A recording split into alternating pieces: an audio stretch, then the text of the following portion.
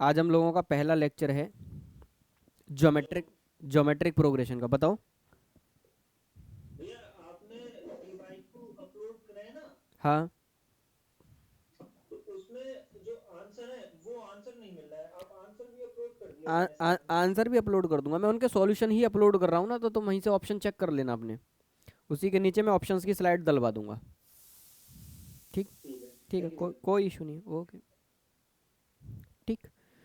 जैसे हमने arithmetic progression पढ़ी, कुछ उसी अंदाज में हम लोगों को ज्योमेट्रिक प्रोग्रेशन भी पढ़नी है दोस्त। इसको इन शॉर्ट बोल देते हैं जीपी। अब देखो इसमें क्या देखा गया, इसमें देखा गया कि मैंने एक सीरीज बनाई जिसका फर्स्ट टर्म रखा एक ए, दूसरा टर्म रखा ए आर, तीसरा टर्म रखा a r square, a r cube, और dot dot dot dot dot dot dot. आप लोग गौर से देखो, अगर तुम इस सीरीज को ढंग से एनालाइज करो तो तुमको क्या मिलेगा कि इस सीरीज के हर टर्म में किसी टर्म का मल्टीप्लाई हो रहा है, किसी फिक्स नंबर का क्या हो रहा है दोस्त, हर टर्म में किसी फिक्स नंबर का क्या हो रहा है, मल्टीप्लाई हो रहा है। जैसे मैंने देखा कि यहाँ पे ए था, यहाँ तक आते आते एक आर इसके अंदर और मल्टीप्लाई हो गया। जब मैं अगले टर्म में आया तो एक और आर का मल्टीप्लाई हो गया, अगले टर्म में आया तो एक और आर का मल्टीप्लाई हो गया। मतलब अगर मैं इसको पहला टर्म कह रहा हूँ टी1, इसको दूसरा टर्म कह रहा हूँ टी2, और इसको तीसरा टर्म कह रहा हूँ टी3, और इसको कह रहा हूँ टी4, तो मैंने एक चीज़ का एनालिसिस किया कि अगर मैं टी2 में टी1 का डिवाइड करूँ, या टी3 में टी2 का डिवाइड करूँ, या टी4 में टी3 का डिवाइड करूँ, ये सब क्या रहते हैं, फिक्स रहते हैं। मतलब क्या रहते हैं, कांस्टेंट। है कि नहीं? ये चीज़ क्या रहती है, कांस्टेंट। कि भाई दो टर्म का जो रेशियो है वो रेश रिकॉर्डिंग ऑन है हाँ, रिकॉर्डिंग ऑन है। जो दो भैया, टर्म्स का, रिकॉर्डिंग ऑन है। हाँ रिकॉर्डिंग ऑन है दोस्त। कि जो दो टर्म का जो रेशियो होता है, वो रेशियो क्या होता है, कांस्टेंट। ठीक। हाँ भाई, ऑन है। दो टर्म का रेशियो क्या रहता है, कांस्टेंट रहता है। अर्थमेटिक प्रोग्रेशन में क्या होता था, दो कंसेक्यूटिव टर्म्स का डिफरेंस कांस्टेंट रहता था। यहाँ पर रेशियो कांस्टेंट रहता है। आप गौर से एनालिसिस करना, आर जो आना स्टार्ट हुआ, क्या वो दूसरे टर्म पे आर आया? इसका मतलब डॉट डॉट डॉट, जब मैं एन टर्म लिख रहा हूँ तो ए तो होगा ही होगा। आर की पावर क्या लिखनी पड़ेगी मुझे, n-1, क्योंकि आर किस टर्म से आया, दूसरे टर्म से। तो अगर मैं इसका टी एन लिखना चाहूंगा तो आर मुझे एक कम लिखना पड़ेगा, ए आर की पावर n-1। इसका मतलब इस तरीके की कोई भी प्रोग्रेशन जिसमें दो टर्म्स, कंजुगेटिव टर्म्स का रेशियो हमेशा पूरी through out the series constant रहता है। मतलब T2/T1 करूँ, T3/T2 करूँ, T4/T3 करूँ, अगर मैं कुछ भी करूँ वो कांस्टेंट बना रहता है। वो ज्योमेट्रिक प्रोग्रेशन होती है, और उस प्रोग्रेशन का मैं कोई भी एन टर्म लिख सकता हूँ इस फॉर्मूले की हेल्प से। Tn बराबर ए आर की पावर n-1। बोलो हाँ या ना? पहला फॉर्मूला आप लोग ड्राइव करना सीखे कि ये भाई टी एन कहाँ से आ रहा है। क्या आप लोगों को ये समझ में आया? बोलते जाओ। अरे बोलो। समझ आ रही है, समझ ठीक। आया। हम्म। इसमें क्या रहता है, एक फिक्स नंबर का क्या रहता है दोस्त, मल्टीप्लाई रहता है। पूरी थ्रू आउट द सीरीज उसका क्या होगा, मल्टीप्लाई। फिक्स नंबर का क्या रहता है, मल्टीप्लाई। ये जो फिक्स नंबर है इसी को हमने नाम दिया कॉमन रेशियो। इसमें हम लोग क्या नाम देते हैं इसको, कॉमन रेशियो। यही जो फिक्स नंबर है इसको हमने नाम दिया कॉमन रेशियो, और इसको स्टैंडर्डली हम लोग जो रिप्रेजेंट करते हैं स्टैंडर्ड मैनर में, वो रिप्रेजेंट करते हैं स्मॉल आर से। कि भाई वो फिक्स नंबर जो through out the series multiplied हो रहा है उसको हम लोग नाम देते हैं कॉमन रेशियो, और जिसको हम लोग स्टैंडर्ड फॉर्मेट में रिप्रेजेंट करते हैं स्मॉल आर से। ये रहा किसी भी जीपी का एंटम निकालने का फॉर्मूला, ए आर की पावर n-1। जहां पर लिखते जाना, जहां पर जो ए डिनोट कर रहा है वो डिनोट कर रहा है फर्स्ट टर्म को। किसको डिनोट कर रहा है, फर्स्ट टर्म को। आर जो डिनोट कर रहा है स्मॉल आर, वो डिनोट कर रहा है कॉमन रेशियो को। ठीक है। और दोस्त ये जो एन रिप्रेजेंट कर रहा है, ये जो एन दिखाई दे रही है, ये रिप्रेजेंट कर रहा है आपका नंबर ऑफ टर्म को।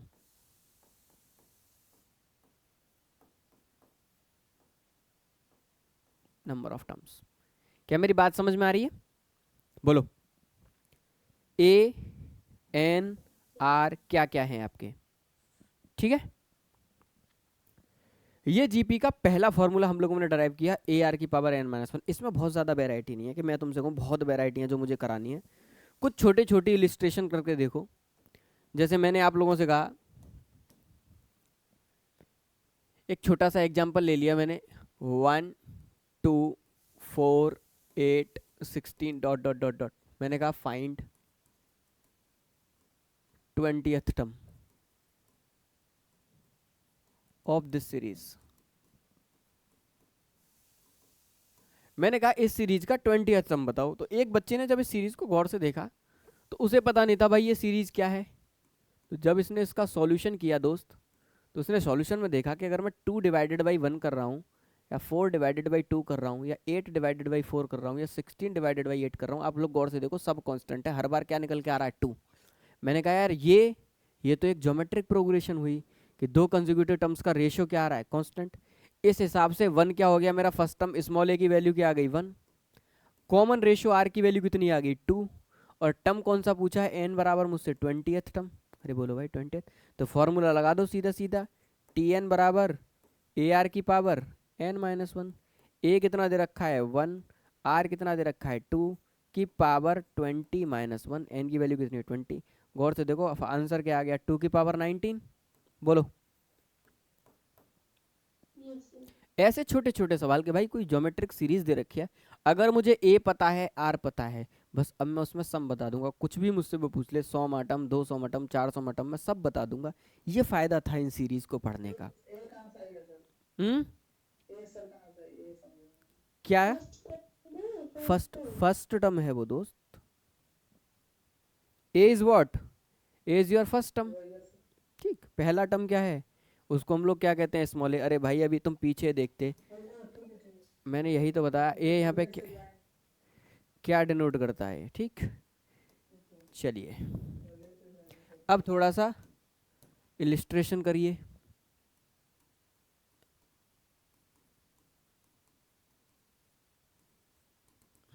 इलिस्ट्रेशन कहता है इफ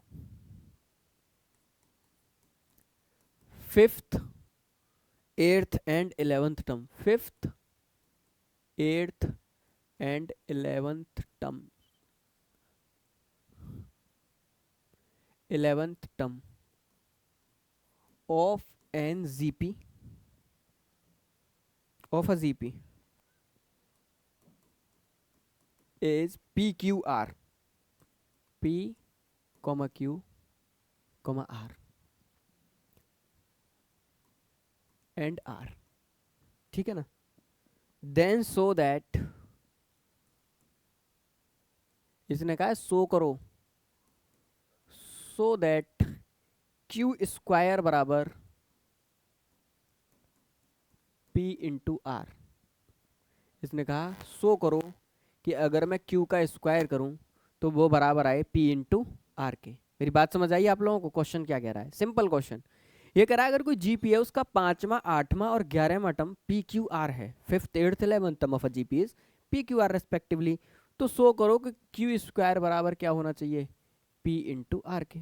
मैंने कहा ठीक है, मैंने कहा कैलकुलेशन स्टार्ट करता हूँ। इसने मुझे जीपी का कोई आइडिया नहीं दिया कि ये कौन सी जीपी है दोस्त, है कि नहीं। इसने मुझे कोई आइडिया नहीं दिया कि इसका फर्स्ट टर्म क्या है, इसका कॉमन रेशियो क्या है, मुझे कुछ नहीं पता इस जीपी का, ना मुझे फर्स्ट टर्म पता ना मुझे कॉमन रेशियो पता। मुझे बस इतना डाटा पता है इसका 5th 8th और 11th terms P Q R है। तो मैंने कहा लेट सपोज, मुझे कुछ नहीं पता, मैंने कहा लेट सपोज फर्स्ट टर्म, मैंने माना first term of a GP is small a, और मैंने माना कॉमन रेशियो आर। सही है, कॉमन रेशियो मारा मैंने स्मॉल आर। इस हिसाब से मेरा 5th टर्म क्या होगा, इस हिसाब से जो मेरा T5 होगा वो होगा ए आर की पावर 5 माइनस 1 माइनस 1, क्योंकि फॉर्मूला क्या होता है टी एन बराबर ए आर की पावर एन माइनस 1, एन क्या होता है नंबर ऑफ टर्म।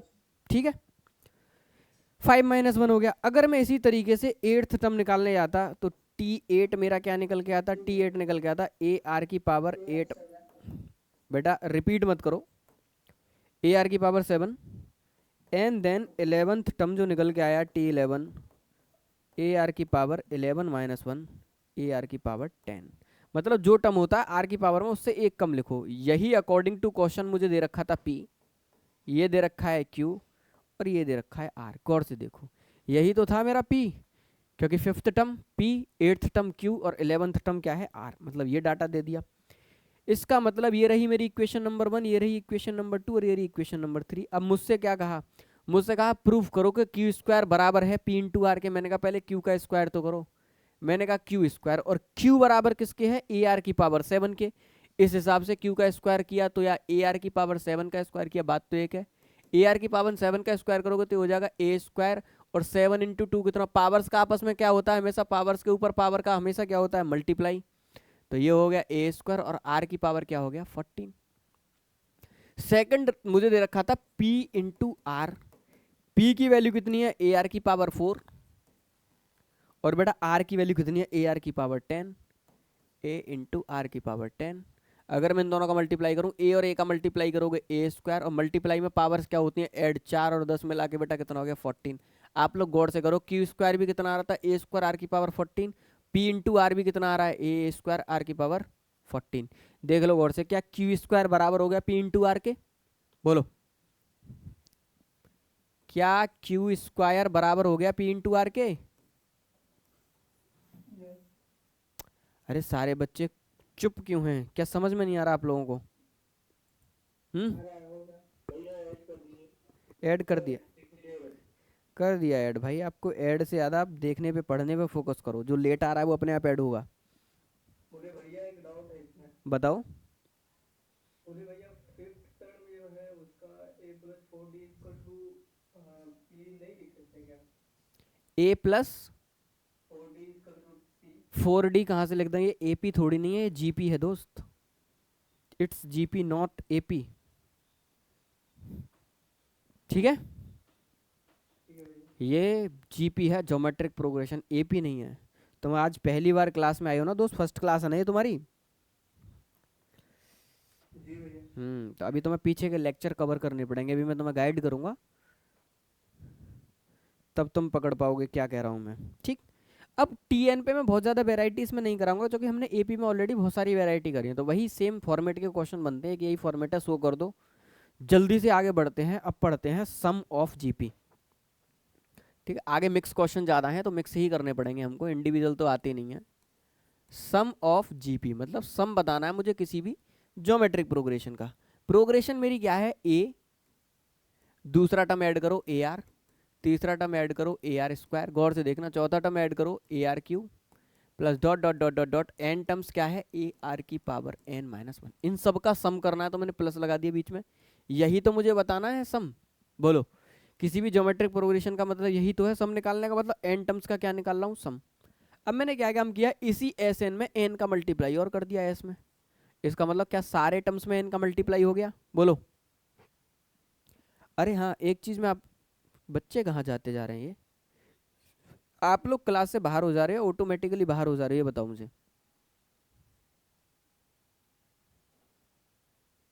सर नाराज है सर। क्लास, रेगुलर क्लास में क्लास में आ रहे हैं जा रहे हैं, पता नहीं क्या कर रहे हैं बच्चे। ये आ रहे जा रहे नाराज है आपसे सर। पता नहीं क्या कर रहे बोल हैं। रहा है बोल रहा है रोज रेगुलर क्लास नहीं हो रही है।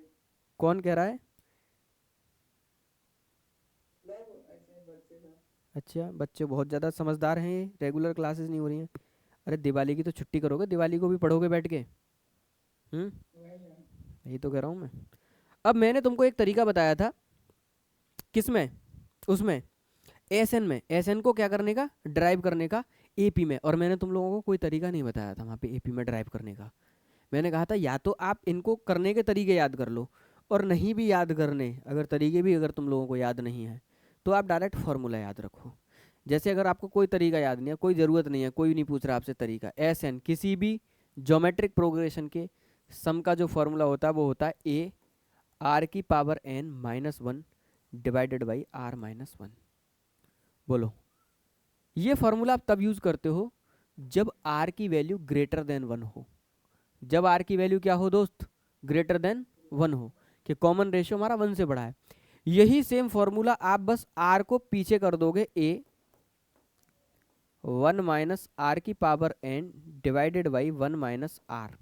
ठीक, ये आपका कब लगेगा, जब आर की वैल्यू कैसी है आपकी, लेस देन 1। ये दोनों फॉर्मूले आपके निकल के आते हैं, बस करना कुछ नहीं है, उल्टा कर दो। अगर आर की वैल्यू 1 से बड़ी है तो आर की power n minus one divided by r minus one, r को आगे रखो और आर को पीछे कब कर दो, जब आर की वैल्यू लेस देन 1 हो। अगर पता चला कि ये series dot dot dot dot dot dot, mike बंद करो, इन्फानाइट तक जा रही है, पता चला कि ये सीरीज डॉट डॉट करके कहाँ तक जा रही है, इन्फानाइट तक जा रही है। कोई मुझे बताएगा, पता चला ये सीरीज डॉट डॉट करके इन्फानाइट तक जा रही है, तो इन्फिनिटी में इन्फिनिटी वाली सीरीज के सम का फॉर्मूला होता है एस एन बराबर ए अपॉन 1 माइनस आर, है कि नहीं? बोलो। एस इन्फानाइट सीरीज जीपी के सम का फॉर्मूला होता है ए अपॉन 1 माइनस आर। अब मैं तुम्हें थोड़ा सा इसका डेरिवेशन भी बताता हूँ, चलो हल्का सा देख लो, देखना कोई भी ज़रूरी नहीं है। एस बराबर मैंने क्या लिखा, a plus a r square plus a r cube plus dot dot dot dot dot plus का ए आर की पावर एन माइनस वन, ठीक है, ए आर की पावर एन माइनस वन। इस पूरी सीरीज में मैंने आर से मल्टीप्लाई कर दिया, एस एन बराबर मैंने लिखा ए आर स्क्वायर, पहले टर्म से मतलब लिखना स्टार्ट जो किया वो एक टर्म घटा के लिखना स्टार्ट किया, ए r cube plus dot dot dot dot dot dot यहाँ पे होगा ए आर की पावर एन माइनस वन, और एक और टर्म आगे जाएगा, ये एक टर्म और आगे जाएगा ए आर की पावर एन, क्योंकि मैंने कहाँ से लिखना स्टार्ट किया है, दूसरे टर्म के नीचे से अपनी सीरीज को लिखना स्टार्ट किया है कि नहीं। इसमें ए से मल्टीप्लाई किया ए आर, इसमें मल्टीप्लाई किया ए आर स्क्वायर, इसमें मल्टीप्लाई किया ए आर क्यू, इसमें करूँगा ए आर की पावर 4, तो जब इसमें मल्टीप्लाई करूँगा तो ए आर की पावर एन। अब मैंने क्या किया, इसको लिखने का तरीका आपको समझ में आया, ये बताओ। मैंने आर से मल्टीप्लाई करके एक स्टेप आगे से टर्म लिखना स्टार्ट कर दिया, मैंने घटा दिया दोनों को, मैंने देखा ये सब कट गए, मैंने देखा s minus r times s बराबर एक, तो ए यहाँ बचा और वहाँ बचा माइनस का ए आर की पावर एन, ठीक, ए आर की पावर क्या बचा, एन। अब मैंने देखा यहाँ से कि एस कॉमन ले लूँ तो क्या बचा, 1 माइनस आर, और यहाँ से ए कॉमन ले लूँ तो 1 माइनस आर की पावर एन, और अगर मैं यहाँ से एस का फॉर्मूला लिखूँ तो ए इंटू 1 माइनस आर की power n divided by 1 minus r. देख लो गौर से, देख लो गौर से, क्या सम का फॉर्मूला निकल के आ गया जीपी का, यही क्या था, सम था। अब मैंने आपको बताया जो ये फॉर्मूला आपका तब वैलिड है जब आर की वैल्यू लेस देन 1 हो, जब आर की वैल्यू लेस देन 1 हो। जब आर की वैल्यू ग्रेटर देन 1 हो तो इसी दोनों आरों को कहाँ शिफ्ट कर दो, आगे शिफ्ट कर दो, आगे यहाँ पे। और अगर यही सीरीज जो मैं अभी एन तक ले रहा था, अगर डॉट डॉट करके इसी को इन्फानाइट तक ले जाऊं तो यही मेरी सीरीज क्या बन जाएगी, geometric progression. Very very important, आप दुनिया की इन्फानाइट ज्योमेट्रिक सीरीज का केवल उसी सीरीज का सम बता सकते हो जिस सीरीज का आर लेस देन 1 हो। तो यहाँ पे लिख लेना, r must be less than 1। Very very important statement कि आर को हमेशा 1 से छोटा होना ही पड़ेगा अगर मैं किसी भी इन्फानाइट जीपी का सम निकालने जा रहा हूँ। अगर मुझसे आके कोई ये कह दे कि अगर मेरी सीरीज है 1, देखना गौर से, किसी ने कहा मेरी सीरीज है 1 2 4 8 dot dot dot dot dot dot dot infinite तक जा रही है, मुझसे कोई कहे इसका सम बता दो, तो ये एक ज्योमेट्रिक प्रोग्रेशन है जिसके इन्फानाइट का सम का फॉर्मूला मैं ये नहीं लगा सकता, क्योंकि इसका जो आर है वो 2 है, और 2 मतलब ग्रेटर देन 1 है, और ग्रेटर देन 1 के लिए फॉर्मूला वैलिड नहीं है। ग्रेटर देन 1 में तो आप बता ही नहीं सकते सम कितना आ रहा है, पर लेस देन 1 के केस में आप बता सकते हो सम कितना आ रहा है। क्या मेरी बात, एडजेक्ट सम तो वो भी नहीं होता, क्या होता है, अप्रोक्सीमेट सम होता है। तो क्या मेरी बात समझ में आ रही है, अगर जीपी मेरी आर ग्रेटर देन 1 है तो क्या उस जीपी के इन्फिनाइट सीरीज का सम बता सकता हूं मैं, बोलो। क्या हम उस ज्योमेट्रिक प्रोग्रेशन के इन्फिनाइट टर्म का सम बता सकते हैं, ठीक है। अगर वो आर अगर हमारा ग्रेटर देन 1 है तो पॉसिबल ही नहीं है। ये पूरी बात आप लोगों को समझ में आई, सम का खेल समझ में आया जीपी का, ठीक। चलो आगे बढ़ते हैं, अब सवाल लगाओ।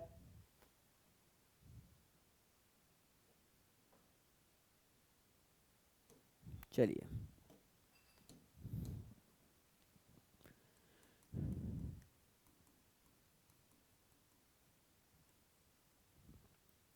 Fifth term of a GP is 2।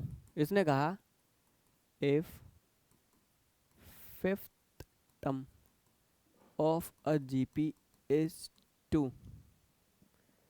Find product of its 9 term.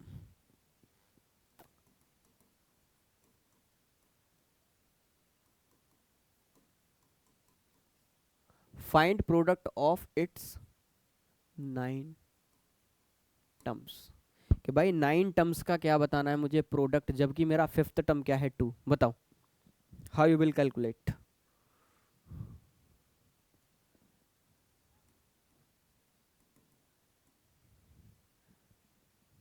First fifth term इसका 2 है, पहले 9 टर्म्स का प्रोडक्ट बताना है आपको, कितना आएगा। चेक करना चाह रहा हूँ कौन बच्चा कर पाएगा, बोलो।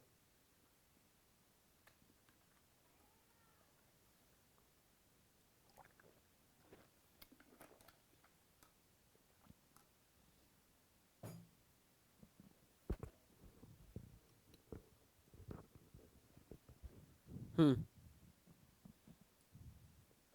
आज है कोई बच्चा जो कैलकुलेट कर पाए। जैनुअल, जोहा, सानिया, बोलो भाई। एनीवन। बहुत छोटा सवाल। मुझे कोई आइडिया नहीं है ये कौन सी जीपी है। मुझे पता है फिफ्थ टर्म, फिफ्थ टर्म को क्या लिख सकता हूँ, किसी भी जीपी का फिफ्थ टर्म क्या होता है, ए आर की power 4 according to question 2 given है। जब कोई जीपी ना पता हो हमेशा जीपी कैसे लेंगे, ए आर स्क्वायर, यही तो मानते हैं, यही तो स्टैंडर्ड फॉर्मेट है मानने का। जब मुझको कोई आइडिया नहीं होता तो मैं जीपी को मानना जो स्टार्ट करता हूँ ऐसे स्टार्ट करता हूँ, ए r square, a r cube, A r की पावर 4, ऐसी तो स्टार्ट करता हूँ। इस हिसाब से इसका फिफ्थ टर्म जो होगा ए आर की पावर 4, जो कि कितना दे रखा होगा 2, इक्वेशन नंबर 1। अब इसने कहा मुझे प्रोडक्ट बताओ इसके फर्स्ट 9 टर्म्स का, तो पहले 9 टर्म्स को लिख लो भाई, a r square, a r की cube, dot dot dot dot. जब 9 टर्म्स आया होगा तो कितना आया होगा, ए आर की पावर 8। इन सब का हो रहा है मल्टीप्लाई, गौर से देखो सबका क्या हो रहा है मल्टीप्लाई। अब सबका मल्टीप्लाई हो रहा है तो ए का मल्टीप्लाई कितने टाइम्स हो रहा है, 9 टाइम्स। अगर 9 टाइम्स मल्टीप्लाई हो रहा है तो मैं इसको लिख सकता हूँ ए की पावर 9, बोलो। ठीक सिंपल, इसको लिख सकता हूं मैं ए की पावर 9। अब ये आ गया ए की पावर 9। अब आर की पावर क्या है, आर यहां से स्टार्ट हुआ दूसरे टर्म से, तो आर होगा 1 plus 2 plus 3 plus dot dot dot dot dot plus 8। अरे बोलो 1 से लेके 8 तक का ही तो सम करना है मुझे। 1 से लेके 8, अरे आर, आई आर स्क्वायर में आर स्क्वायर, फिर आर क्यूब। अब मल्टीप्लाई में पावर्स क्या होती हैं, ऐड दो, 1 plus 2 plus 3 plus dot dot dot dot dot up to 8। इस हिसाब से दोस्त ये हो गया ए की पावर 9। एन नेचुरल नंबर के सम का फॉर्मूला होता है एन प्लस 1 डिवाइडेड बाई 2, जब नेचुरल नंबर कितने हो एन। अब नेचुरल नंबर हमारे पास टोटल नंबर कितने हैं 8, 8 तक ही तो यार, 1 से लेके 8 तक। तो क्या मैं इसमें एन की जगह पर 8 पुट करूंगा, अरे बोलो। अब ये तो छोटी कैलकुलेशन, अगर बच्चा चाहे तो 1 से लेके 8 तक ऐड भी कर सकता है अपने मन से, कोई बड़ी कैलकुलेशन नहीं है। पर मैं आपको स्टैंडर्ड फॉर्मेट बता रहा हूँ कैलकुलेशन करते कैसे हैं। आर, एन की वैल्यू कितनी दे रखी है दोस्त, यहाँ पे एन की वैल्यू दे रखी है 8, 8 डालो, 8, 8 प्लस 1 9 डिवाइडेड बाई 2, तो 2 4 जा 8। ये आया ए की पावर 9 इंटू आर की पावर 36, देखो है कि नहीं, अरे यही तो निकल के आया। अब ए की पावर 9 और आर की पावर 36 जो लिखा हुआ है, अब आप गौर से देखना, इसी को लिख रहा हूं मैं। इसी को क्या मैं ये लिख सकता हूं, ए आर की पावर 4 की पावर 9, देखना गौर से,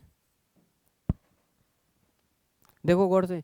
ये जो निकल के आया फर्स्ट 9 टर्म्स का मल्टीप्लाई यही तो है। ए आर की पावर 4 की वैल्यू कितनी दे रखी थी अकॉर्डिंग टू क्वेश्चन 2, इस हिसाब से आंसर कितना हो गया 2 की पावर 9। बोलो भाई, क्या मेरी बात समझ में आई आप लोगों को। इसने कहा फिफ्थ टर्म क्या है 2, मैंने कहा मुझे कुछ पता नहीं है भाई कौन सी सीरीज है, मैंने कहा जनरल मान लेता हूँ ए आर स्क्वायर। इस हिसाब से फिफ्थ टर्म आ गया ए आर की पावर एन माइनस 1, 5 माइनस 1 कितना आ गया 4, जो कि अकॉर्डिंग टू क्वेश्चन दे रखा था 2। इसने कहा पहले 9 टर्म्स का मल्टीप्लाई करो, मैंने पहले 9 टर्म्स का मल्टीप्लाई कर दिया, मैंने ए 9 बार आ रहा है ए की पावर 9, हर बार पावर ऐड होती है ना। आर दूसरे टर्म से स्टार्ट हुआ तो आर की power 1 plus 2 plus 3 plus dot dot dot कितना 8 तक। ये एन नेचुरल नंबर के सम का फॉर्मूला होता है भाई, n n plus 1 divided by 2। First n natural number, मेरे पास फर्स्ट 8 नंबर है तो एन की जगह पे रख दो 8, तो सम निकल के आ गया। बोलो यस सर, क्लियर है। क्लियर है, चलो क्लियर है, आगे बढ़ो। Yes sir.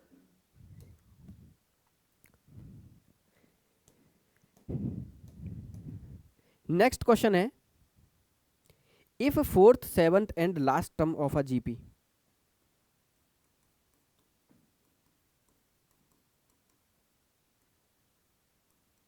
if fourth seventh and last term of a GP is या आर 10, 80 एंड 2550 2650। एक मिनट में चेक कर लेता हूँ ये डाटा सही है। 2650 2650 ओके। अब पता नहीं है 2560 या 2650 है रेस्पेक्टिवली।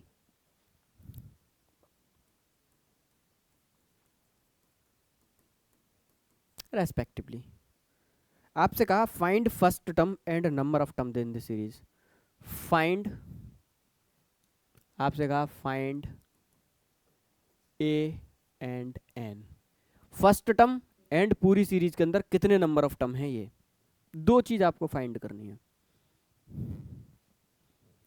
तुम्हारे पास डाटा है, उस सीरीज का आपको फोर्थ टर्म पता है, सेवंथ टर्म पता है और उस सीरीज का लास्ट टर्म पता है जीपी का। अब आपको उसका फर्स्ट टर्म बताना और उसके अंदर टोटल नंबर ऑफ टर्म कितने रहे हैं वो बताना है। क्या क्वेश्चन पकड़ पाए? स्टार्ट करो करना। देखता हूं कौन बच्चा निकल के लाता है।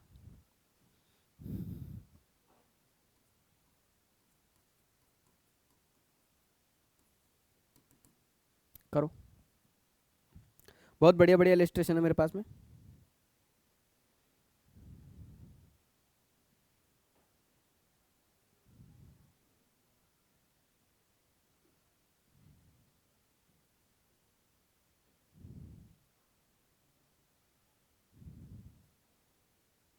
बहुत बढ़िया बढ़िया इलस्ट्रेशन है, करो इन सबको।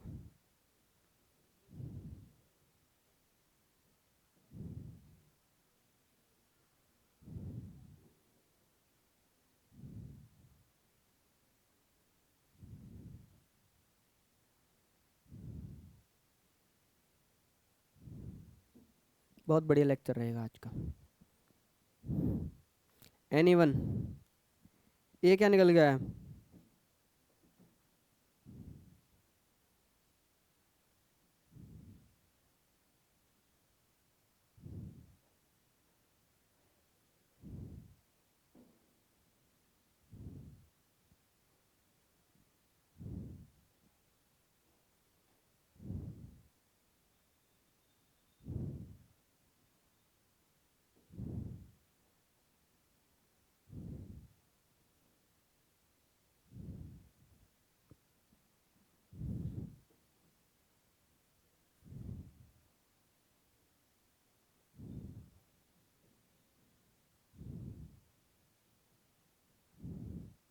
ये डाटा 2560 है बेटा, इस डाटा को सही कर लेना। अब मुझे एडजेक्ट नहीं लग रहा क्योंकि इससे ज़्यादा सही मुझे ऐसा लग रहा है कि यहाँ पे 2560 होना चाहिए। ठीक है, ए की वैल्यू बता दे कोई बच्चा मुझे, ए कितना निकल गया है आपका? आर ही बता दे, आर कितना है? 5/4। आर की वैल्यू कितनी आई? 2। Very good. इस सवाल के अंदर कुछ भी नहीं है यार।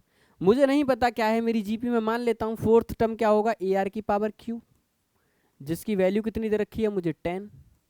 सेवंथ टर्म क्या होगा, ए आर की पावर 6, वैल्यू कितनी दे रखी है 80।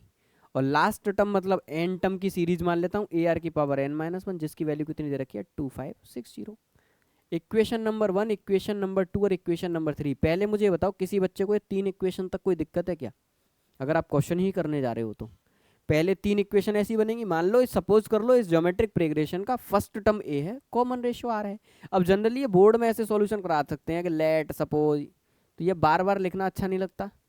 लेट सपोज फर्स्ट टर्म ए, जब कुछ ना पता हो तो अपने आप मान लो फर्स्ट टर्म ए और कॉमन रेशियो आर, किसी से पूछने की जरूरत नहीं है आपको, कॉमन रेशियो आर, और कैलकुलेशन स्टार्ट कर दो कि फोर्थ टर्म, सेवंथ टर्म और लास्ट टर्म।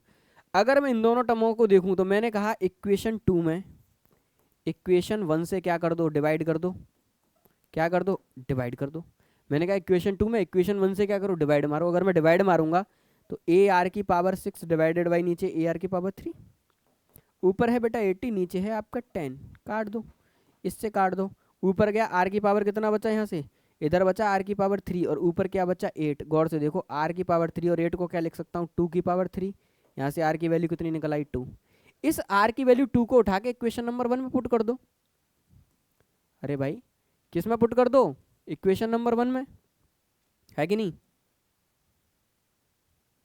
इस आर की वैल्यू उठा के किस में पुट करो, इक्वेशन नंबर 1 में। Put value of r in equation 1, in equation 1। अगर मैं इक्वेशन 1 में आर की वैल्यू दोस्त पुट करता हूं तो मेरी इक्वेशन 1 क्या है, ए, आर क्या है 2 की पावर 3 बराबर कितना दे रखा है 10। इस हिसाब से ए बराबर क्या हो गया 10 डिवाइडेड बाई 2 की पावर 3 कितना हो गया 8। अगर मैं इसे काटूंगा तो क्या 5/4 आ गया, खत्म। अब मुझसे पूछा एन की वैल्यू क्या होगी, है कि नहीं। ए मुझसे पूछा था, ए मैंने बता दिया। इसने कहा इस सीरीज में एन क्या होगा, लास्ट टर्म ए आर की पावर मैंने माना, लेट सपोज इस सीरीज के अंदर एन टर्म है तो लास्ट टर्म क्या है ए आर की पावर एन बराबर 2560। इसके अंदर ए और आर दोनों की वैल्यू पुट कर दो। Put value of small a and r in equation third. Equation third में उठा के रखो ए की वैल्यू कितनी है 5/4 इंटू आर की वैल्यू कितनी थी 2 की पावर n-1 बराबर 2560। अब देखते हैं गौर से 2560 है। अब इस 2560 को काटो 5 से, 5 5 जा 25, 6 में दूंगा 5 बन जा 5 और बचा कितना 5 2 जा 10, 512 बार कटा। अभी आया 2 की पावर n-1 बराबर 512 इंटू 4। कोई मुझे बता सकता है 512 2 की पावर में कितना होता है, 2 की पावर 9। अरे 2 2 जा 4 2 जा, अरे बोलो भाई ये तुम्हें याद है, बोलो। 2 2 जा 4 2 जा 8 2 जा 16 2 जा 32 2 जा 64 2 जा 128 2 जा 2 की 510 कितना हो गया 120 256 और फिर करोगे कितना होगा 512। इसका मतलब ये जो निकल के आता है ये निकल के आता है 2 की पावर 9, क्योंकि 2 की पावर 10 कितना होता है 1024। अरे बोलो ये सब याद तो है ना तुम्हें 2 की पावर्स में, और नहीं भी याद तो चेक करके देख लेना, कोई इशू नहीं है। पर ना 2 का तो तुमको याद ही होना चाहिए, 2 का तो कम से कम एटलीस्ट याद रखो। 2 4 8 16 32 64 128 256 512 और 1024। गौर से देखो 1 2 3 4 5 6 7 8 9 आ गया 2 की पावर 9, 2 की पावर 8, 2 की पावर 7, 2 की पावर 6 और 2 की पावर 5 ऐसे। तो 512 को आप क्या लिख सकते हो 2 की पावर 9 इंटू 2, 4 को क्या लिख सकते हो 2 की पावर 2।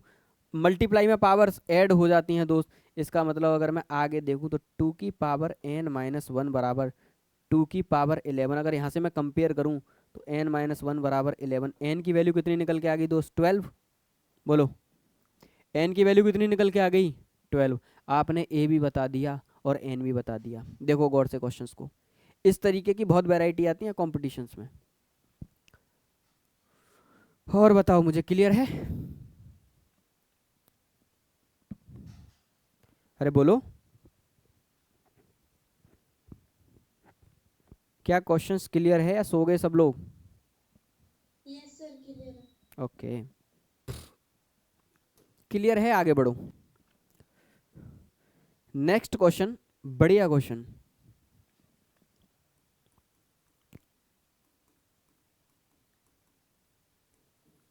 नेक्स्ट इलस्ट्रेशन कहता है आपसे 3 numbers are in GP.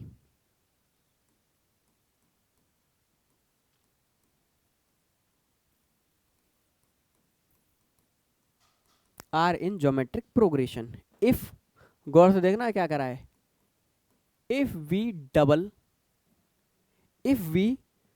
The middle term, if we double the middle term of GP then we get AP, then we get an AP। हमसे कहा find the value of common ratio, find the value of common ratio. क्या आप question समझ पाए, पहली बात मुझे बताओ क्या आप क्वेश्चन को पकड़ पाए, क्वेश्चन क्या पूछ रहा है आपसे। ठीक। इसने कहा कि एक जीपी में 3 टर्म हैं। इसने कहा 3 टर्म्स आर इन जीपी। मैंने कहा जब मुझे कुछ भी ना पता हो क्या मैं हमेशा ए आर और ए आर स्क्वायर मानूंगा? मैंने आपसे पहले ही कहा जब तक कुछ भी ना गिवन हो आप हमेशा क्या मानोगे? 3 टर्म्स को ए आर, मतलब सीरीज इसी पैटर्न में मानोगे, ए आर स्क्वायर ऐसे करके। अगर मुझे सीरीज इस पैटर्न में माननी है तो मैंने कहा 3 टर्म मेरे हो गए ए आर स्क्वायर। इसने कहा ये किस में है? मेरे जीपी में, इन जीपी। इसने कहा अगर मैं बीच वाले टर्म का डबल कर दूं तो मैंने कहा बीच वाले टर्म का डबल करोगे तो 2AR, और बाकी जैसा है वैसे का वैसा। तो ये जो नई सीक्वेंस मिलेगी ये मिलेगी एपी में। देखो गौर से, यही तो कहा है इसने मुझसे कि जो नई सीक्वेंस मिल रही है वो किस में मिल रही है? एपी में। मैंने कहा ठीक है एपी में। अगर ये 3 टर्म एपी में है तो मुझे पता है बीच वाले टर्म का डबल, बीच वाले टर्म का डबल क्या फर्स्ट और लास्ट के सम के बराबर होता है?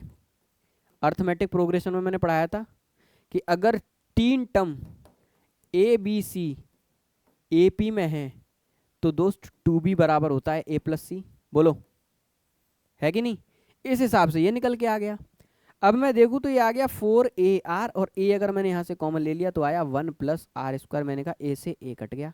इस हिसाब से तो क्वाड्रेटिक बन गई, R² माइनस का 4R प्लस का 1 बराबर 0। देखो गौर से, है कि नहीं? अब इस क्वाड्रेटिक के फैक्टर करना तो यार थोड़ा सा मुश्किल है, तो मैं क्या लगाऊंगा? धराचार्य लगाऊंगा। धराचार्य लगाऊंगा तो R की वैल्यू क्या निकल के आएगी? -B, माइनस का 4 पहले से, ये प्लस का 4, प्लस माइनस अंडर रूट में B² 16 -4 इंटू A की वैल्यू भी 1 है, C की वैल्यू भी 1 है, divided by 2 into 1। 4 plus minus under root के अंदर 16 में से 4 गया तो क्या बचा? 12, और नीचे क्या बचा? 2। 12 को क्या लिख सकता हूं मैं? 2√3। 12 को क्या लिख सकता हूं दोस्त मैं? 2√3 डिवाइडेड बाई क्या? 2। गौर से देखते हैं ना, इस हिसाब से R की वैल्यू जो निकल गई, अगर मैं 2 से दोनों में डिवाइड मार दूं तो 2 प्लस माइनस क्या बचा? √3।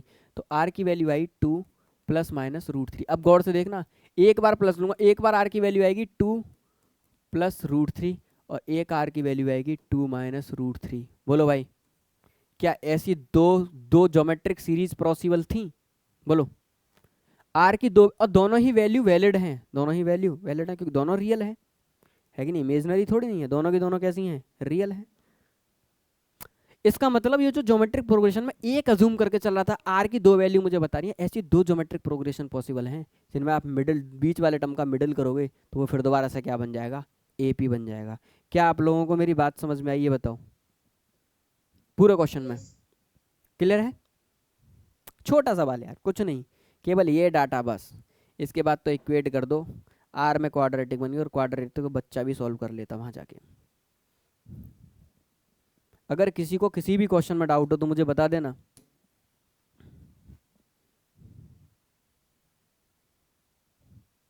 ये कह रहा है,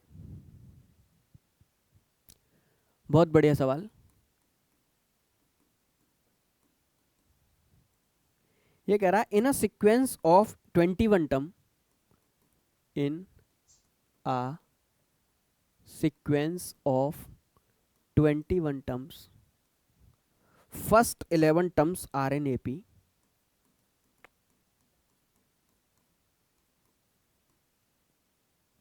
first 11 terms are in AP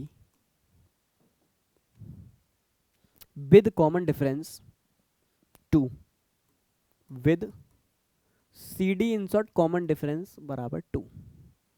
आपसे कहा है next 11 terms, next 11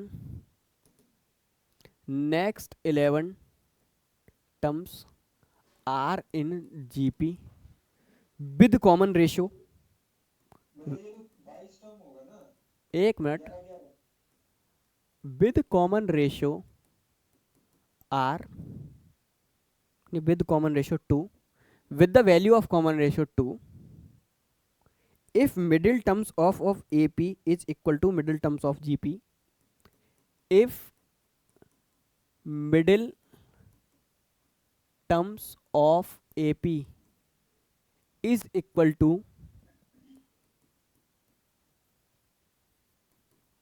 middle terms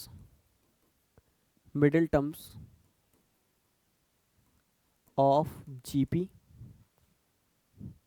then the middle terms of GP, then the middle terms of entire sequence, then find the middle term of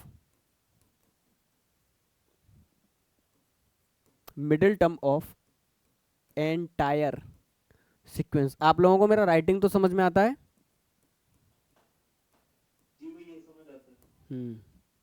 मैं थोड़ा सा कंबाइन फॉर्मेट में लिखता हूँ ना, तो मुझे ऐसा लगता है कहीं कहीं बच्चे को ना पता हो, इसलिए पूरा क्वेश्चंस मैं रीड करता हूँ।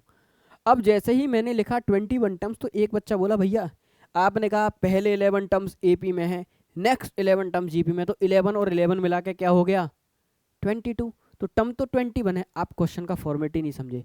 उसने कहा ये जो 21 सीरीज है इसके पहले लगातार टर्म्स क्या हैं, 11 टर्म्स, पहले लगातार 11 टर्म्स क्या हैं एपी में है। उसने कहा उन 11 के बाद जो अगले 11 हैं, अगले 11 में एक 11 में मुझे इंक्लूड करना पड़ेगा। क्यों? क्योंकि मेरे पास सीरीज में टोटल 21 है। इसका मतलब जो एपी का लास्ट टर्म है वो मेरे जीपी का फर्स्ट टर्म है। अरे तभी तो मेरे 11 टर्म बनेंगे आगे, बोलो। उसका कीवर्ड छुपा हुआ था, इसीलिए तो उसने पहले कहा 21 टर्म्स हैं। इसका मतलब जीपी का लास्ट टर्म मिला के जो अगले 10 टर्म है मिला के जो 11 टर्म है वो सारे के सारे किस में है दोस्त, जीपी में है। जो कि एपी का जो लास्ट टर्म है वो मेरा जीपी का फर्स्ट टर्म है। इतना डाटा देने के बाद उसने कहा कि मिडिल टर्म जो अर्थमेटिक प्रोग्रेशन है उसका मिडिल टर्म और जो ज्योमेट्रिक प्रोग्रेशन का मिडिल टर्म है वो दोनों बराबर है। और आपसे कहा इस पूरी एंटायर सीरीज का मिडिल टर्म बनाइए। ये आईआईटी का क्वेश्चन है, ये पूछा आपसे आईआईटी ने। अब बताओ कैसे सॉल्व करोगे, हाउ यू विल सॉल्व।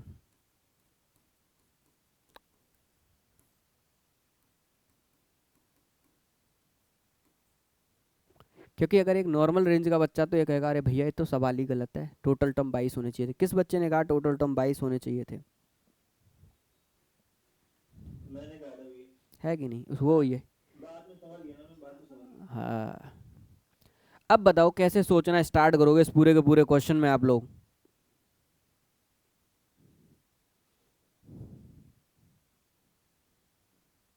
बोलो।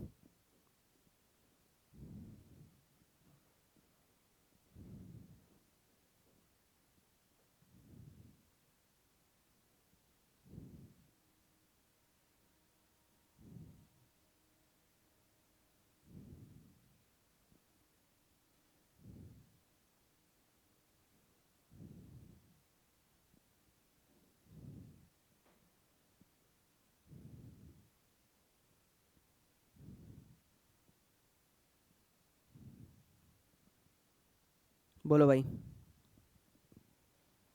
कोई भी बच्चा करके बताए, एनीवन। आप सॉल्यूशन भी नहीं करते तब भी मुझे कोई दिक्कत नहीं महसूस होगी अगर आपने सॉल्यूशन नहीं किया। आप क्वेश्चन की फॉर्मेट भी पढ़ के अगर मुझे बता दोगे तो भी काम चल जाएगा।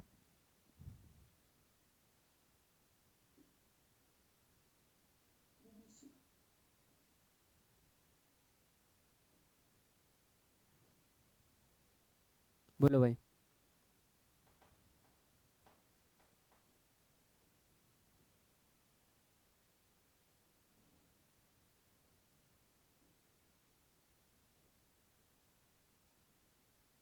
कोई नहीं, क्वेश्चन के फॉर्मेट तो बताओ मुझे कैसे सॉल्व होगा।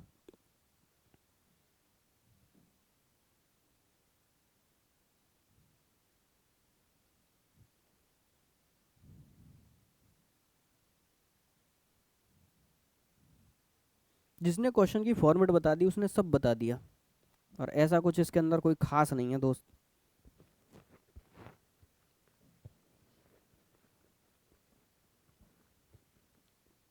जिसे आप लोग ना कर पाओ, ऐसा कुछ भी खास नहीं है इसके अंदर जिसे आप लोग ना कर पाओ।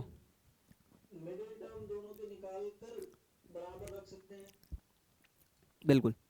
देखो आईआईटी जब भी क्वेश्चंस पूछता है, आईआईटी जब भी क्वेश्चंस पूछता है आप लोगों से, तब भी वो कुछ ना कुछ आपको सिखाने की कोशिश करता है ना। अब ये क्वेश्चन क्या है, ब्रेन एक्सरसाइज है भाई, आपको करना आना चाहिए, आप करो, कॉमन तरीके से करो। मुझसे कहा 21 टर्म्स है, मैंने कहा ठीक है, T1 रहा होगा, T2 रहा होगा, T3 रहा होगा, dot dot dot dot dot 11 terms ये सब एपी में रहे होंगे। फिर उसके बाद T12 रहा होगा, T13 रहा होगा, डॉट डॉट डॉट T21 तक रहा होगा। इसने कहा ये जो पहले 11 टर्म्स हैं ये किस में है दोस्त, एपी में? अरे बोलो हाँ या ना, एपी में। और इसने कहा जो आगे के 11 टर्म, अब आगे अगर मुझे 11 बनाने हैं तो मुझे क्या इस T11 को इंक्लूड करना पड़ेगा।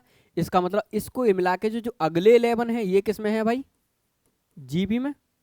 बोलो, ये जो अगले 11 है ये किस में है, जीपी में। पहले ये बताओ ये चीज पकड़ में आ रही है या नहीं आ रही है? अरे 21 टर्मों में अगर पहले 11 एपी में है और अगले 11 अगर मुझे जीपी में लाने, तो क्या एक 11 वाला मुझे इंक्लूड करना पड़ेगा, तभी तो 11 होंगे। वरना 11 के मैं 10 ऐड करूंगा तभी तो 21 होगा, तो वो तो 10 ही टर्म बचे। इसका मतलब ये मिला के किस में है, जीपी में। मैंने कहा यहीं से स्टार्ट करता हूँ। मैं मान लेता हूँ मुझे नहीं पता इस एपी का फर्स्ट टर्म ए है कि नहीं। कॉमन रेशियो, कॉमन डिफरेंस उसने मुझे पहले ही दे रखा है सीडी क्वेश्चन में 2। तो मैंने कहा सपोज दैट इस एपी का फर्स्ट टर्म ए है, पर मुझे सीडी तो ऑलरेडी पता है 2। इस हिसाब से मेरा T11 कितना हुआ, इस हिसाब से अगर मैं अपना T11 निकालूं तो T11 होगा मेरा a plus n minus one, 11 minus one into D की वैल्यू कितनी है 2। इसके हिसाब से जो T11 की वैल्यू निकल के आई वो a प्लस 20। बोलो भाई, मुझे बताते जाना, a प्लस 20 निकल के आई। अरे बोलो भाई, a प्लस 20 ही तो निकल के आएगी 11 टर्म। इस एंटायर सीरीज का 11 टर्म है, इसका मिडिल टर्म क्या होगा, T6। अरे बोलो, T6 ही तो मिडिल टर्म होगा एपी का। आप लोग रेस्पॉन्स ही नहीं कर रहे हो, इसका मतलब पढ़ते ही नहीं हो। अरे 11 टर्म है, 5 इधर 5 उधर, तो बीच में क्या होगा, T6 ही तो बैठा होगा। मिडिल टर्म कितना हो गया, T6। T6 की वैल्यू क्या आएगी, a प्लस 5d, 5 इंटू 2 कितना हो गया 10। इसका मतलब T6 की वैल्यू आ गई a प्लस 10। खत्म। पहले एपी की इंफॉर्मेशन मैंने सॉल्व करी, अब आ जाओ अपने जीपी पे। अब आ जाओ जीपी के। आप मुझे बताओ जीपी का फर्स्ट टर्म क्या है, T11। Yes sir. अब वो T11 ऑलरेडी मुझे पता है कितना है, a प्लस 20। इसका मतलब अगर इस जीपी का, गौर से देखना, अगर इस जीपी का अगर मैं मिडिल टर्म लिखूं तो कोई मुझे बताना मिडिल टर्म क्या होगा इसका, सही से बताओ। जीपी का मिडिल टर्म कौन सा रहा होगा, अगर मैं इसे अपना T1 मान लूं तो क्या छठे टर्म आगे तक इसका वो बैठा होगा मिडिल टर्म। अरे बोलो, अगर मैं यहां से लिखूंगा तो आगे मुझे T6 तक ही तो मिला होगा। अगर मैं मान लेता हूं कि T6 मेरा मिडिल टर्म है, तो क्या मैं उसको यही तो लिखूंगा AR की पावर 5। अरे बोलो, यही तो। क्या मुझे अपनी जीपी का ए पता है, अरे मुझे नहीं पता ये कौन सा टर्म है। मैं तो मान ले रहा हूँ यहाँ से लेके यहाँ तक टोटल 11 टर्म है, तो मिडिल टर्म रहा होगा वो छठा रहा होगा। मुझे नहीं पता जीपी का फर्स्ट टर्म क्या है, मैं मान लेता हूँ फर्स्ट टर्म जीपी का कितना है, ए है कि नहीं। पर मुझे पता है ये जो जीपी का फर्स्ट टर्म ए है, which is nothing but a plus 20, क्योंकि वो मेरे एपी का 11 टर्म था। तो ए की जगह पे मुझे क्या पुट करना है, a प्लस 20। देखते जाना। और कॉमन रेशियो आर की वैल्यू जीपी की मुझे ऑलरेडी क्वेश्चन में पता थी कितना, 2 की पावर 5। बोलो भाई, क्या मैंने ये जीपी का भी मिडिल टर्म निकाल लिया। Yes sir. और अकॉर्डिंग टू क्वेश्चन क्या ये दोनों बराबर हैं, बोलो। अकॉर्डिंग टू प्रॉब्लम ये दोनों बराबर हैं। अरे बोलो भाई, अकॉर्डिंग टू प्रॉब्लम उसने क्या कहा था, एपी का मिडिल टर्म जीपी के मिडिल टर्म के बराबर है। अगर ये दोनों आपस में बराबर हैं तो इसका मतलब a प्लस 10 बराबर है 2 की पावर 5 a प्लस 20 के। बोलो हाँ या ना। इस हिसाब से a प्लस 10 बराबर 2 की पावर 5 कितना होता है, 32। 32a plus 32 into 20।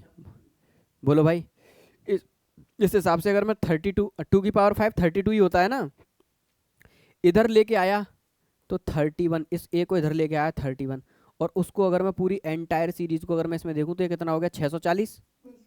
640 इधर गया तो कितना बचा, माइनस का 630। बोलो भाई, इस हिसाब से a की वैल्यू कितनी आ गई, माइनस 630 डिवाइडेड बाई 31। देखना सही करी है कैलकुलेशन, ये चेक करो। बोलो, अगर मैं इससे ऊपर वाले को काटूं तो कितने बार कटेगा, कटेगा भी या नहीं कटेगा। देखो गौर से, एक बार मैं कैलकुलेशन चेक करता हूं, कैलकुलेशन में कहीं कोई मिस्टेक तो नहीं ना। a की वैल्यू कटेगी ही नहीं, क्योंकि 31 मेरा कैसा नंबर है, नॉन डिविजिबल। अरे 31 आता है कि नहीं, ये तो किसी से कटेगा ही नहीं 31 तो, है कि नहीं। इसका मतलब a की वैल्यू इतनी ही रहेगी। अब मुझसे क्वेश्चन में क्या पूछा, मुझसे पूछा एंटायर सीरीज का मिडिल टर्म बताओ। एंटायर सीरीज का मिडिल टर्म तो 11 टर्म था, क्योंकि पूरी सीरीज 21 तक थी। एंटायर सीरीज का मिडिल टर्म क्या था, T11, which is nothing but मुझे ऑलरेडी पता था कितना है, a plus 20। a plus 20, a की वैल्यू मैं पहले ही कैलकुलेट करके ला चुका हूँ कितनी, माइनस का 630 डिवाइडेड बाई 31 प्लस 20। क्या इस कैलकुलेशन को जो सॉल्व करके आएगा क्या वही मेरा फाइनल आंसर होगा? बोलो, क्या इस एंटायर कैलकुलेशन को, ये आईआईटी एडवांस ने पूछा, पर क्या हुआ कि क्वेश्चन की लैंग्वेज ऐसी थी जो आपको क्या कर सकती है, डिस्टर्ब कर सकती है अगर आपकी प्रैक्टिस ना हो ऐसे क्वेश्चंस की। बोलो हाँ या ना? बाकी सवाल में कुछ है क्या? अगर कॉमन सेंस से सोचा जाए तो सवाल में कुछ नहीं है। अगर कॉमन सेंस से ना सोचा जाए, आपने प्रैक्टिस अच्छी ना हो, तो आप सवाल को पकड़ ही नहीं पाओगे कब कहाँ पे कौन सी स्टेप लगानी है मुझे, है कि नहीं?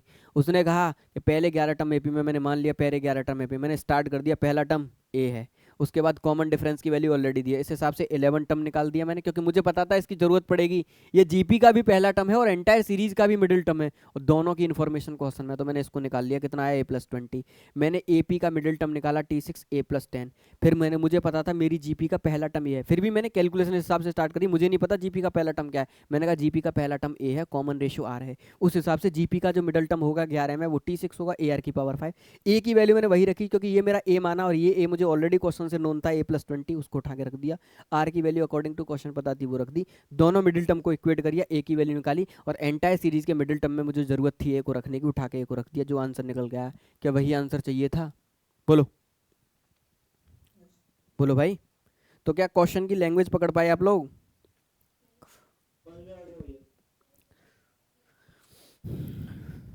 इस हिसाब से अगर मैं इसको सॉल्व करूंगा, अगर इस हिसाब से इसकी कैलकुलेशन करी जाए दोस्त, तो इसकी कैलकुलेशन बैठेगी माइनस का 630, और अगर मैं इस 20 का मल्टीप्लाई करूंगा तो क्या 620 हो जाएंगे? 31 2 62 डिवाइडेड बाई 31। अगर मैं इस पूरी एंटायर कैलकुलेशन को सेल करूंगा तो -10/31 इज अ फाइनल आंसर। बोलो हाँ या ना? है कि नहीं? 2 1 जा 2, 2 3 जा 6, 62 और 1 0। बढ़िया सवाल था दोस्त।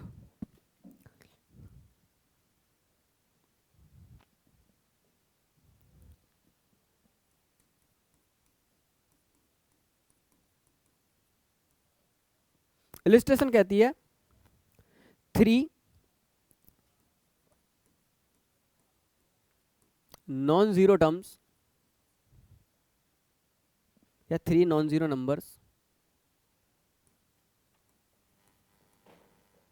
3 non zero numbers A B C are in AP। 3 non zero number ABC, small ABC are in AP। A, अब देखना है उसने क्या कहा, इसने कहा A increase y1, A increase y1, ठीक है, और and C increase y2, then the numbers are in GP। ठीक है, इसने कहा find the value of B।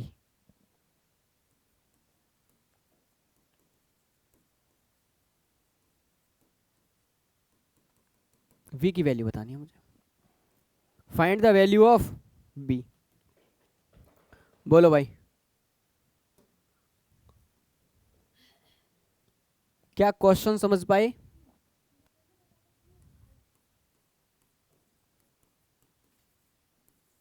ये बताओ कितने लोग हैं जो क्वेश्चन को समझ गए कि क्वेश्चन क्या पूछ रहा है? एक क्वेश्चन समझ आ गया। आ गया ना?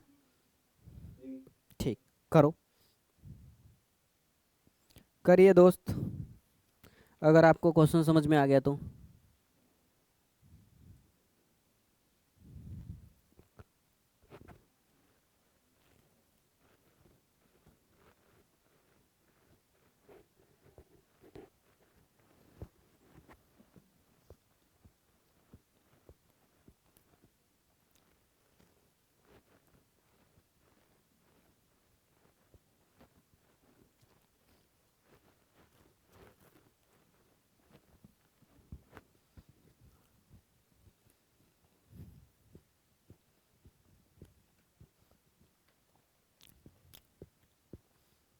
कुछ नहीं है सवाल के अंदर दोस्त, केवल आपका ब्रेन टेस्ट हो रहा है इसके अंदर, ठीक है।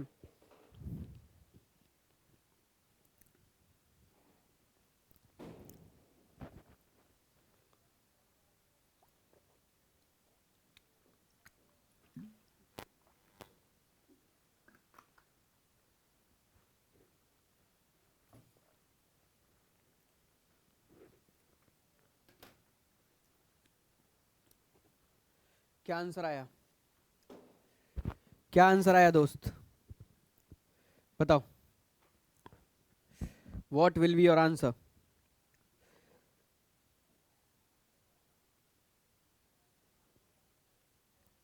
अच्छा, मैंने क्वेश्चंस की लैंग्वेज थोड़ी सी गलत लिख दी है यार, सो सॉरी फॉर दैट। यहाँ पे एंड नहीं है, यहाँ पे है और। Sorry sorry sorry sorry sorry, और एक्सट्रीमली सॉरी फॉर दैट। आप लोग कैलकुलेशन कर भी रहे होगे तो आंसर नहीं आ रहा होगा।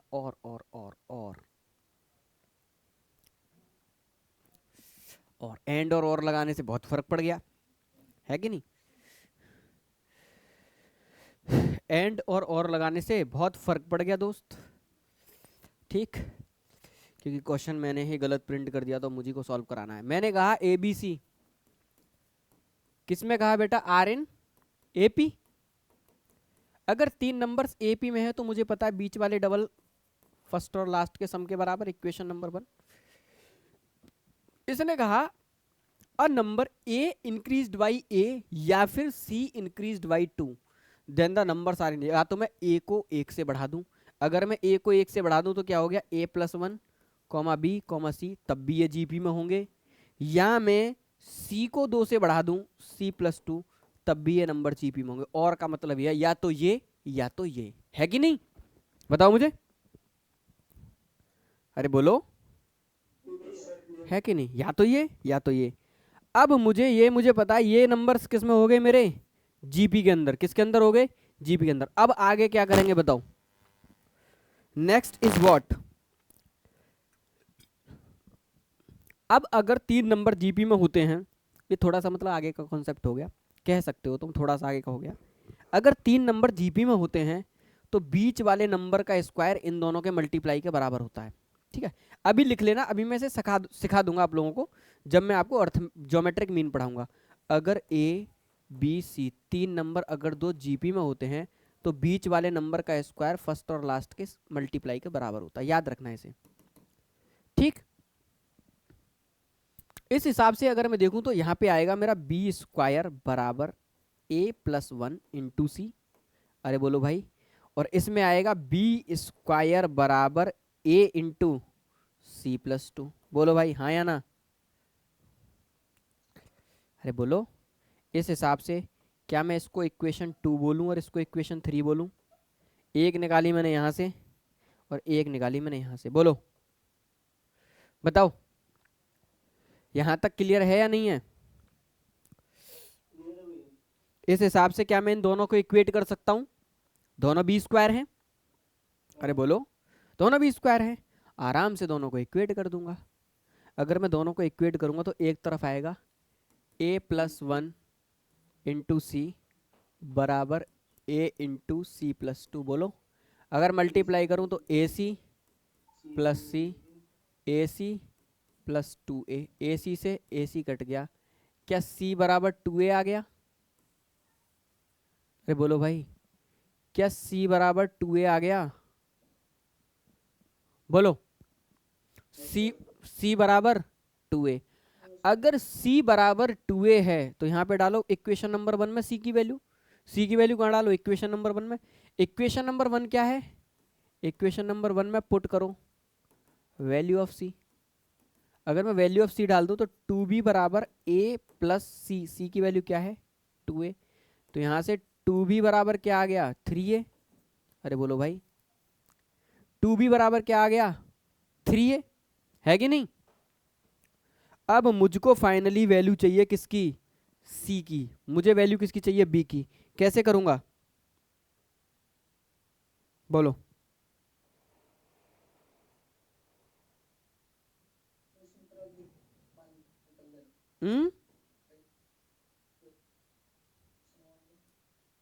बोलो भाई।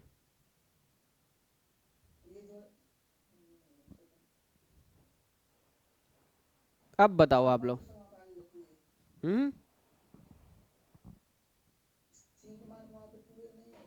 C की वैल्यू आ गई 2A और 2B बराबर आ गया 3A।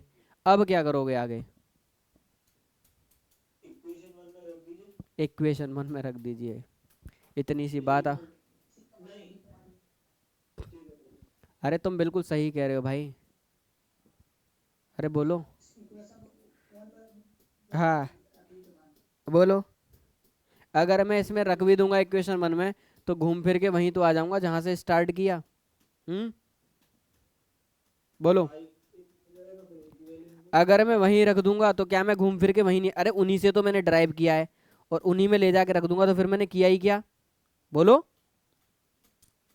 फिर ये इक्वेशन किस लिए ड्राइव कराई है जब तुम उसी में उठा के ले जाके रख दोगे? इन इक्वेशंस का यूज नहीं करोगे क्या? बोलो। अरे बोलो भाई, इन इक्वेशंस का यूज करोगे या इन्हें देखने के लिए बनाया है?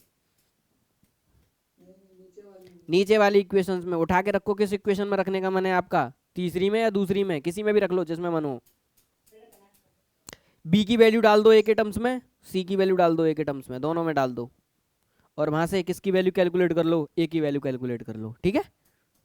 अरे भाई, अगर यहाँ तक पहुंचने के बाद भी आप गधों की तरह ये कहने लग जाओ कि इनको उठा के इक्वेशन, अरे इक्वेशन वन का यूज करके ही तो मैं निकाल के लाया हूँ। अरे इक्वेशन वन में ही तो रखा है, तभी तो निकाला है, और उसी से उठा के फिर इनका तो तुमने कोई यूज ही नहीं किया। अब इन पे आ जाओ ना, लौट के इन पे उठा के डालो। किस इक्वेशन में डाल रहे हो? पहली वाली, दूसरी वाली में डाल दो। बी की वैल्यू क्या है?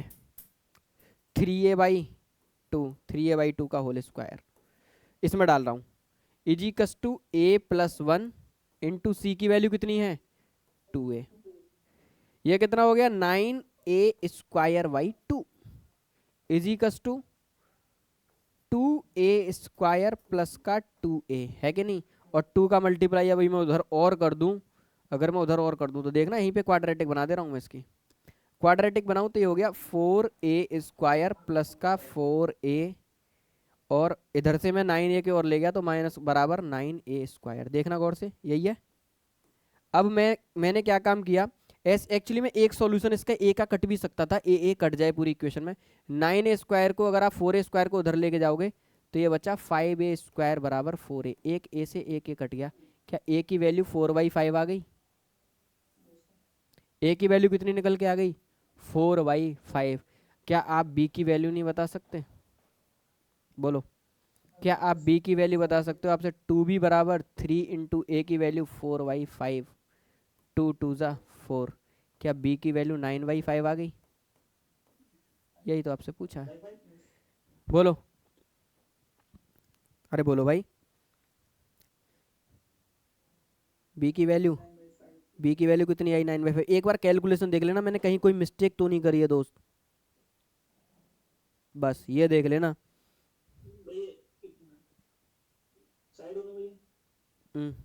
हाँ, एक मिस्टेक करी है दोस्त हम लोगों ने, मैं तभी तो करा था। 2 का स्क्वायर 4 आएगा, मैं नीचे 2 ही लिख रहा हूँ, किसी ने नहीं बताया मुझे। बोलो भाई, तुमने तो किसी ने मुझे बताया ही नहीं।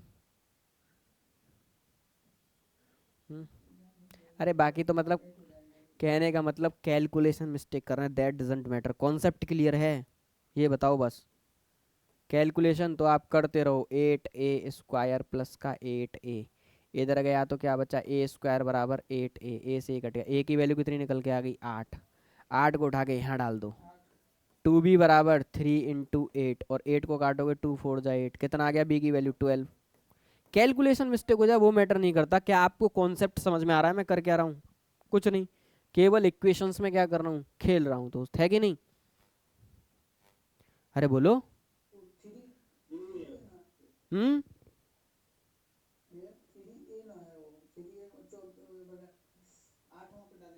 अरे तो 8 डाला तो हूँ। 3 इंटू 8, 2b बराबर है ना, 2b बराबर, तो 2 से काटो 8 को कितने बार? 4 टाइम्स, और 4 3 जा 12। कैलकुलेशन में कहाँ मिस्टेक है? ठीक। क्या आप लोगों को ये सब सवाल समझ में आ रहे हैं? सब जेई मेन की प्रॉब्लम है दोस्त, ये मिक्स कर करके पूछता है। अरे क्या आप लोग समझ पा रहे हो या मैं अकेला पढ़ रहा हूँ? ये बताओ, है कि नहीं? हाँ, ये प्रॉब्लम क्या हुआ, समझ में नहीं आ रहा क्या? हाँ, ये प्रॉब्लम्स थोड़ी अच्छी वैरायटी की हैं दोस्त, तो ये आपको करनी पड़ेंगी, है कुछ नहीं, केवल खेलते रहो। अच्छी प्रॉब्लम्स हैं, एक एक बार आपका हाथ चला हुआ होना चाहिए सब पे। अगली लिस्टेशन कहता है आपसे, find the sum of series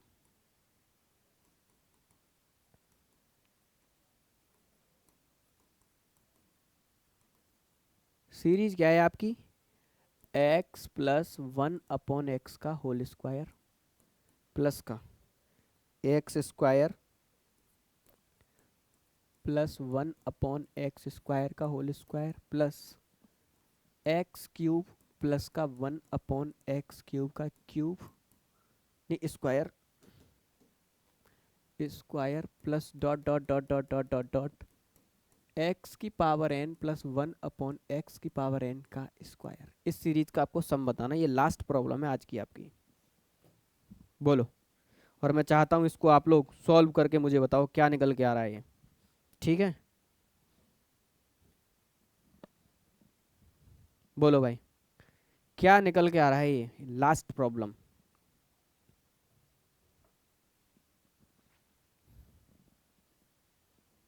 anyone?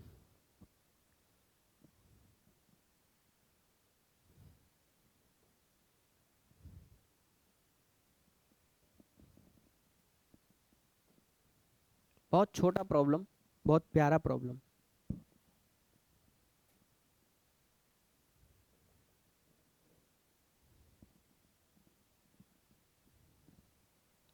और ये लास्ट प्रॉब्लम है तो मैं आपको टाइम दूंगा भैया, आराम से बैठ के इसे निकालो और जब निकल जाए तब मुझे बता दो। ठीक है, जब निकल जाए तो मुझे बता दो।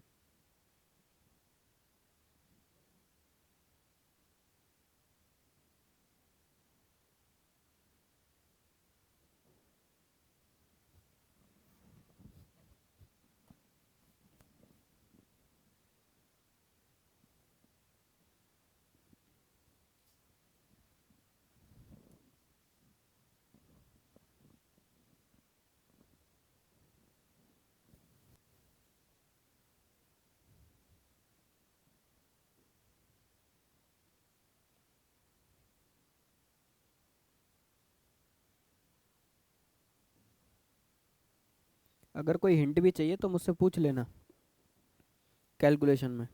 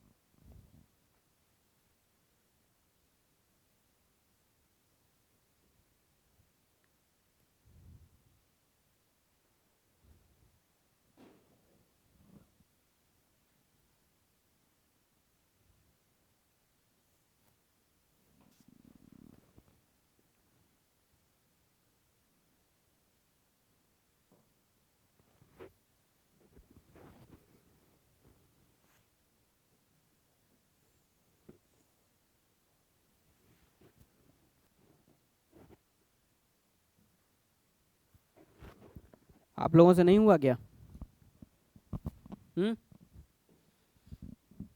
बताइए।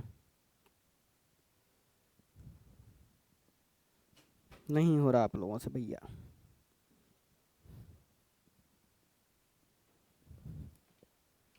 नहीं हो रहा है आप लोगों से?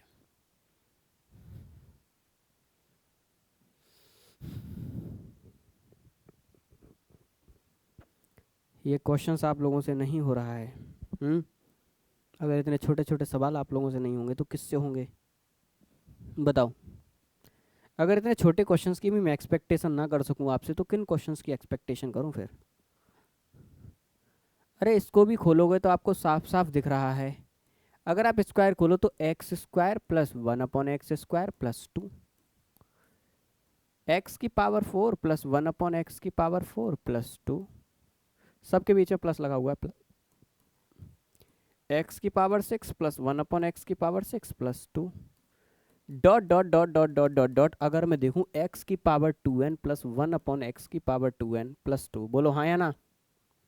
यहाँ तक बोलो, क्या यहाँ तक की चीजें क्लियर हैं सब? अगर मैं देखूं 2 2 2 2 2 2 2 2 कितनी बार जुड़ रहा है? n बार जुड़ रहा है। क्या आगे ही निकाल के रख दूं 2n? एक्स स्क्वायर एक्स की पावर 4 एक्स की पावर 6, एक इसको ले लो, एक्स स्क्वायर एक्स की पावर 4 एक्स की power 6 dot dot dot dot dot dot plus का एक्स की पावर 2n तक। एक ले लो 1/x² प्लस 1/x की पावर 4 प्लस 1/x की power 6 plus dot dot dot dot dot plus का 1/x की पावर 2n। बताओ हाँ या ना? आप लोग बोल नहीं रहे हो, एक कमी तो आपके अंदर ये है सबके। आपसे नहीं हो रहा तो मुझे बताओ ना। क्या इस n टर्म्स की सीरीज का मैं जीपी का सम नहीं बता सकता? बोलो। 2n a आर की पावर, आर भी मेरा एक्स स्क्वायर है, की पावर n, अरे n ही तो है, -1 डिवाइडेड बाई r -1, अरे यही तो है, प्लस a 1/x², आर भी 1/x² की power n -1 divided by r -1। अरे बोलो भाई यही तो है या कुछ और है? बोलो। ये भी n टर्म्स की जीपी है, ये भी n टर्म्स की जीपी है। अरे सब में से, सब टर्मों में से मैं एक एक निकाल रहा हूँ तो n तक निकाल रहा हूँ तो ये भी n है, सब में से एक एक निकाल रहा हूँ तो n तक निकाल रहा हूँ, ये भी n है। अरे बोलो भाई, अब कैलकुलेशन कर लोगे या कैलकुलेशन भी कराऊं मैं? बोलो। क्या ऐसे छोटे छोटे सवाल कर लोगे, नहीं कर लोगे? बस तो है कि नहीं, छोटे छोटे सवाल। अब कल आपका जीपी का कौन सा लेक्चर होगा दोस्त? सेकंड लेक्चर होगा, ठीक है। ऑलमोस्ट जीपी खत्म करके तुम कहाँ पहुंच जाओगे? तुम लोग पहुंच जाओगे स्पेशल सीरीज पे, ठीक है। कल तुम्हारा चलेगा ज्योमेट्रिक मीन, ज्योमेट्रिक मीन, और इसके बाद एक प्रॉपर्टी चलेगी am इज ग्रेटर देन और equal to gm is greater than equal to hm। बस इसके बाद सीधा आपका तीसरा टॉपिक रह गया स्पेशल सीरीज, और पूरा सीक्वेंस एंड सीरीज तुम्हारा खत्म। ठीक, ये 3 टॉपिक्स आपको पढ़ने हैं, 3 टॉपिकों से रिलेटेड आपको न्यूमेरिकल्स पढ़ने हैं, ठीक है। चलो 9:30 तक खाना पीना खा के रेडी हो जाना। बोलो ठीक है। अरे हाँ बिल्कुल होंगी, क्यों नहीं हो सकती, पर तुमने मैक्सिमम अप्रोच की वैरायटी पढ़ ली। अब इसके बाद जो वैरायटी होगी 2-3, वो तुम्हें किस में मिलेगी? डीपीपी में, है कि नहीं? है कि नहीं? तो सब कुछ क्लासरूम के अंदर कभी नहीं कराया जा सकता, हर चीज नहीं कराई जा सकती, ठीक है। चलो